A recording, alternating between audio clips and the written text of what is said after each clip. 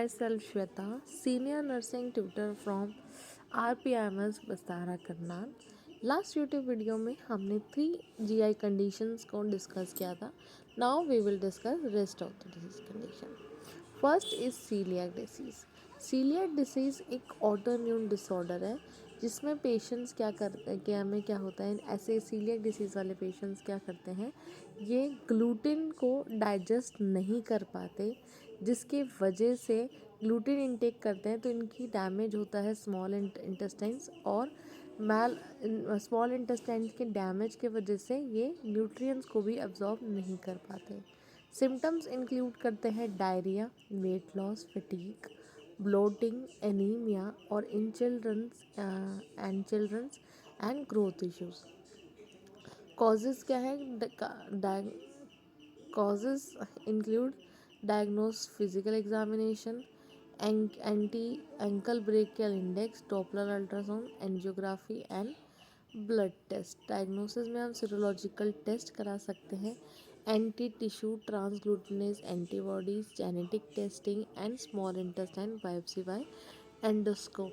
इसमें best option क्या है सीलियक डिसीज़ की ट्रीटमेंट का, कि आपको स्ट्रिक्ट लाइफस्टाइल करनी पड़ेगी और ग्लूटेन फ्री आपके बहुत सारे प्रोडक्ट्स आजकल अवेलेबल है, पेशेंट को वो अवॉइड ही करना पड़ेगा, क्योंकि जब अगर पेशेंट ग्लूटेन इंटेक करेगा उसकी सीलियक डिसीज़ एनहेंस होगी, उसके सिम्टम्स सीवियर होंगे। नेक्स्ट आती है आपको gastro-oesophageal reflex disease.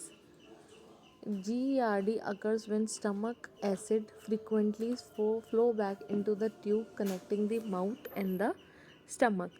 This backflash acid reflex can irritate the esophageal lining.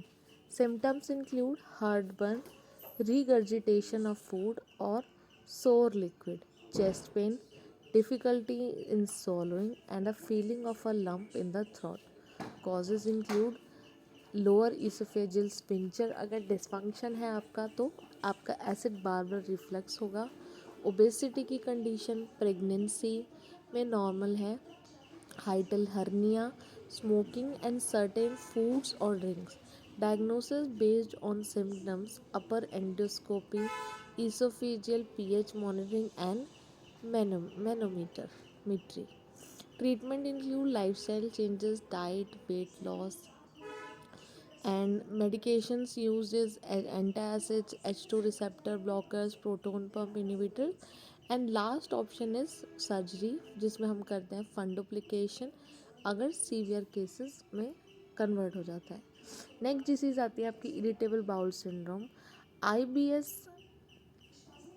वो हमने पढ़ा था इन्फ्लामेटरी बाउल सिंड्रोम, ये है बाउल डिसीज़, एंड ये है irritable bowel syndrome is a functional gastrointestinal disorder characterized by a group of symptoms including abdominal pain and change in the pattern of bowel movements without any evidence of underlying damage.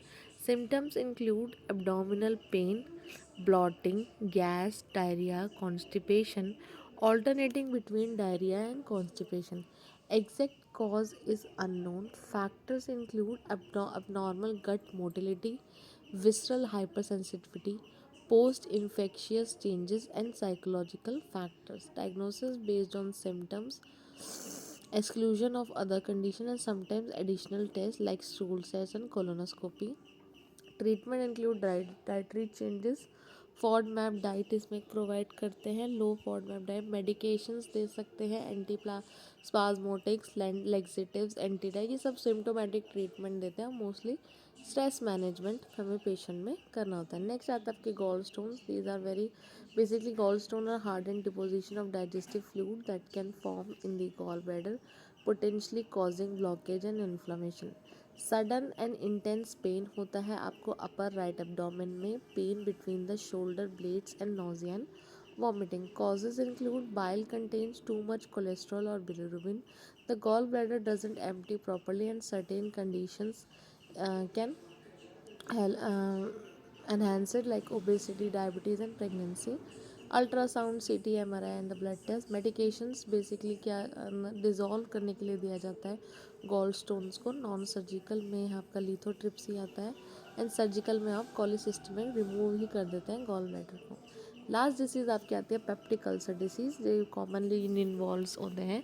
इसमें इसको sores और ulcer developing in the lining of the stomach, small intestine और oesophagus due to the damaging effect of stomach acid and pepsin. Symptoms include burning stomach pain, bloating, heartburn, nausea, and in severe cases, vomiting blood or black stool. Diagnoses include endoscopy, testing for H. pylori, urea breath test, stool antigen test, and sometimes imaging studies.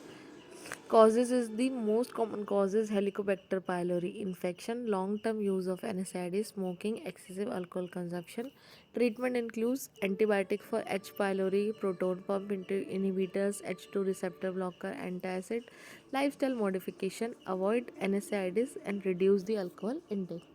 I will end this YouTube video here. Please like, share and subscribe to our YouTube channel RPIT Academics. Thank you so much for watching.